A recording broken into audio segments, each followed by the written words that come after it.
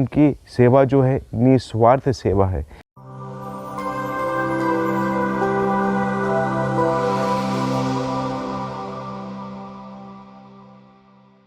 मैं सेवा करवाने नहीं, सेवा करने आया हूँ। क्रिस्त में मेरे प्रिय भाइयों और बहनों, यही वाक्य जो मैंने कुछ देर पहले दोहराया यीशु के जीवन का सारांश है। यीशु दूसरों की सेवा करने इस संसार में आए और कई सारे लोगों को उन्होंने इस सेवा कार्य के लिए प्रेरित किया, क्योंकि सेवा से बढ़कर कोई धर्म नहीं, ऐसे एक वाक्य में भी हम पढ़ते हैं। तो आज के सुसमाचार में इसका संदर्भ क्या है? आज के सुसमाचार में हम पाते हैं कि प्रभु नारियों के बारे में बताते हैं। वे नारियां जिनसे जो दुख में थी, पीड़ा में थी, कष्ट में थी और यीशु के सेवा कार्य से प्रभावित होकर उन्होंने प्रभु की आशीष अपने जीवन में पाई थी। वे नारियां यीशु के साथ लोगों की सेवा करने के लिए आगे बढ़ती है। और संत लूकस का सुसमाचार ही ऐसा सुसमाचार है जहाँ पर नारियों को एक विशेष स्थान दिया गया है। उन नारियों के नाम बताए जाते हैं और उनके सेवा का जो भाव है वो बताया जाता है। सामान्य जीवन में भी मेरे प्रिय भाइयों और बहनों, अगर हम देखेंगे तो हमारी माँ, हमारी बहन या पत्नी अपने सेवा कार्य में कितनी निपुण रहती है।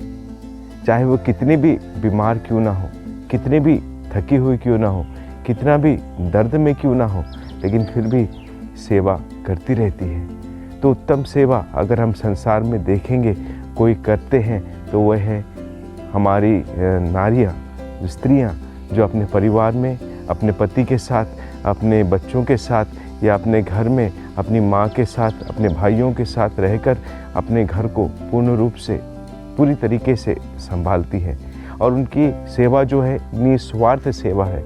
बिना किसी चीज़ की या लोभ लालच के वे दिन रात हमारे परिवारों में सेवा करती है। और इसी सेवा भाव के लिए शायद ईश्वर ने हम सबों को चुना है। अगर मैं ये कहूँगा कि हम जो हमारे घरों में स्त्रियाँ रहती, अगर विशेषकर विवाह के संबंध में अगर कहा जाए तो नारियों को होम मिनिस्टर भी कहा जाता है। होम मिनिस्टर का मतलब जो अपने परिवार को संभाल कर रखती है, जो अपने परिवार की सब दुख में सेवा करते रहती है और इसलिए वो एक उचित स्थान अपने जीवन में पाने के योग्य कहलाती है। तो हम क्या नारियों का आदर सम्मान नहीं करना चाहिए? आज के जीवन में जो कोई भी घटनाएं संसार में घटित हो रही है, नारियों के विषय में जो भी बातें कही जाती हैं या जो भी कष्ट पीड़ा वे आज झेल रहे हैं, क्या वह दर्दनाक नहीं है?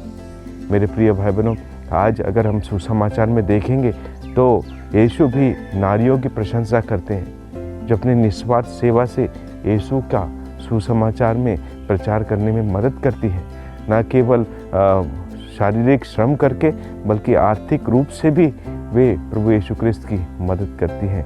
तो ऐसी सहन शक्तिशाली नारियां जिन्हें ईश्वर ने हमें एक सहायक के रूप में प्रदान किया है, क्या हमें उनका आदर सम्मान नहीं करना चाहिए?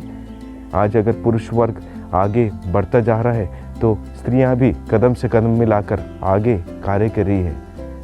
मैं ये नहीं कहूँगा कि दोनों के बीच में ऊंच नीच का भाव है, लेकिन समान तरीके से वे आगे बढ़ रही हैं। लेकिन हमारा भी, पुरुष वर्ग का भी एक कर्तव्य होना चाहिए कि हम नारियों का आदर सम्मान करें, उनका आभार व्यक्त करें, क्योंकि उनके सेवा जो वे देती है वो निस्वार्थ सेवा है। इसलिए सुक्ति ग्रंथ अध्याय 31 पद संख्या 13 से 31 तक के नारियों का सुंदर वर्णन किया गया है। मेरे प्रिय भाई बहनों, हम थोड़ा समय निकालकर अगर बाइबल के वचनों पर ध्यान देंगे, उस पर मनन चिंतन करेंगे, तो हमें प्रभु ने जिस प्रकार ये सुंदर व्यक्ति विशेष प्रदान किए हैं हमारे जीवन में, हमारी माँ के रूप में, हमारी बहन के रूप में या हमारी पत्नी के रूप में, उनके ज़रिए ही आज संसार मजबूती से आगे बढ़ रहा है। हर एक कार्य में उनके जो निस्वार्थ सेवा है उसके ज़रिए ही आज संसार टिका हुआ है।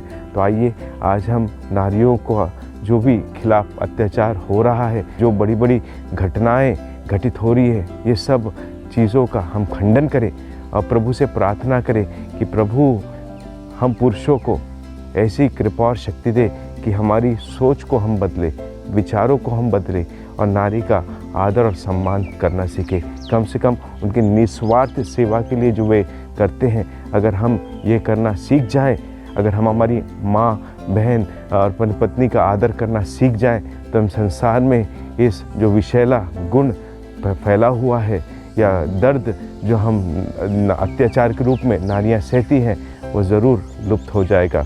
आइए हम इस कृपा के लिए ईश्वर से प्रार्थना करें। आमीन।